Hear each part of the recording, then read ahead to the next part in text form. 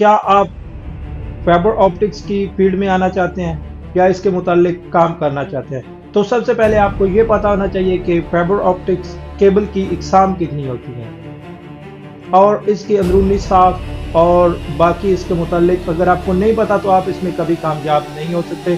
تو آج کی ویڈیو میں ہم بس یہی جانیں گے، تو ویڈیو کو مکمل دیکھیں اور ہمارے ساتھ رہیے۔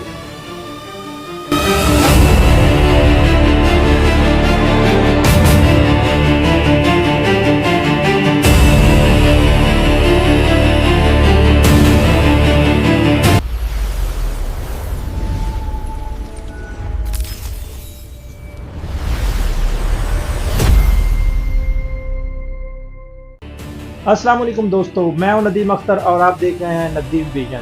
تو آج کی ویڈیو میں آپ کو بتانے جا رہا ہوں کہ فائبر آپٹکس کیبل کی کتنی اقسام ہوتی ہیں اور اس کی اندرونی ساخت کیسے ہوتی ہے۔ تو یہ میں آج آپ کو لائیو کر کے دکھانے والا ہوں، تو انشاءاللہ دیکھنے والوں کو سب کو سمجھ آئے گا کہ یہ کیسے ہوتی ہے، کیا ہوتی ہے اس کی اندرونی ساخت اور اس کی اقسام کتنی ہے۔ تو ویڈیو کو مکمل دیکھیں، اپنے دوستوں کے ساتھ شیئر کریں اور چینل کو سبسکرائب ضرور کیا کریں تاکہ میری آنے والی نئی ویڈیو آپ تک ضرور پہنچے۔ تو جیسے کہ میں نے آج بات کی ہے کہ فائبر آپٹکس کی کتنی اقسام ہوتی ہیں، تو اس میں دو اقسام ہوتی ہیں، جیسے کہ ایک کو سنگل موڈ اور دوسری کو ملٹی موڈ کے نام سے جانا جاتا ہے۔ تو ان کی اقسام اور ان کا ڈفرنس کیا ہے یہ میں آج آپ کو بتاؤں گا۔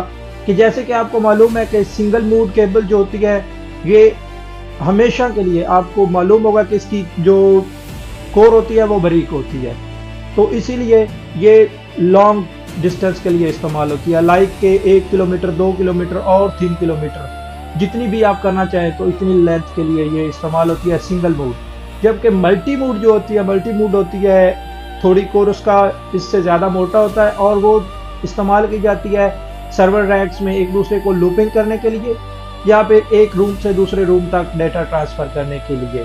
تو یہ تھی اس کی اقسام دو، اور دونوں میں جو ڈفرنس تھا وہ میں نے آپ کو بتا دیا۔ اور ابھی میں آپ کو یہ دکھاؤں گا کہ اس کی اندرونی ساخت کیسی ہوتی ہے، یہ اندر سے کیسی ہوتی ہے۔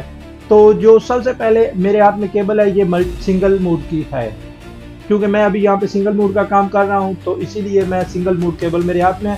تو اس میں سب سے پہلے جو ہمارے پاس چیز ہوتی ہے وہ ہے اوپر کا کور، جو کہ اس کو نمی سے بچاتا ہے اور اوپر سے کیبل کو ڈیمیج ہونے سے بچاتا ہے۔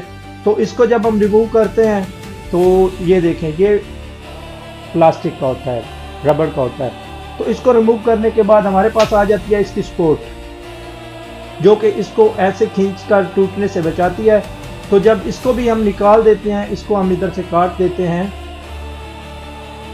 یہ دیکھیں یہ ہمارے پاس اس کی سپورٹ ہے جو کہ اس کو ٹوٹنے سے بچاتی ہے، لیکن ابھی اس کو ہم کاٹ دیتے ہیں کیونکہ ہم اس کو ختم کریں گے بالکل۔ یہ دیکھیں اس کو ہم نے کاٹ دیا۔ تو ابھی ہمارے پاس آ جاتی ہے اس کا اوپر والا لیئر جو کہ اس کی پروٹیکشن کرتا ہے۔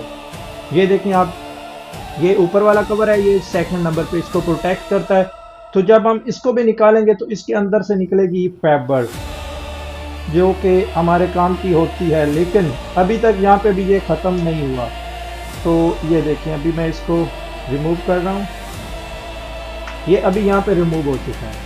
یہ دیکھیں یہ فائبر کی کور نکل آئی ہیں، لیکن اس فائبر کی کور کے اوپر بھی ایک کور ہوتی ہے جو کہ آپ کو پتا ہے کہ شیشے میں روشنی ریفلیکٹ کرتی ہے، تو وہ اس کو باہر نکلنے سے روکتی ہے۔ اس کے اوپر جو لگی ہوئی ہے کور وہ اس کو باہر نکلنے سے روکتی ہے تاکہ یہ روشنی باہر نہ نکلے اور اندر ہی ریفلیکٹ کر کے ایک دوسرے کے ساتھ تو آگے نیکسٹ چلتی جائے گی۔ دیکھیں میں نے الگ الگ کر کے آپ کو دکھا رہا ہوں۔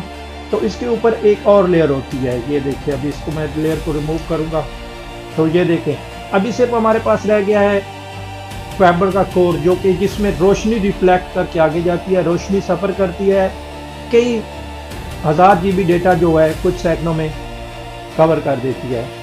تو امید کرتا ہوں آج کی ویڈیو آپ کو اچھی لگی ہوگی، جو جبکہ میں نے آپ کو سب یہ کیبل ایک ایک کر کے نکال کے دکھا دی ہے، اسٹیپ کر کے دکھا دی ہے۔ امید کرتا ہوں کہ یہ آپ کو ویڈیو اچھی لگی ہوگی۔ اگر ویڈیو اچھی لگی ہے تو ویڈیو کو لائک اور شیئر ضرور کیا کریں، چینل کو سبسکرائب کرنا نہیں بھولیں۔ Thank you. اور نیکسٹ ویڈیو میں ہم آپ کو دکھانے والے ہیں کہ یہ کیسے آگے اس کو جو بھی ہے اس کے متعلق ڈیٹا ٹرانسفر کرنا یا دوسرا جو کچھ بھی ہے، تو نیکسٹ ویڈیو میں ہم آپ کو وہ دکھائیں گے انشاءاللہ۔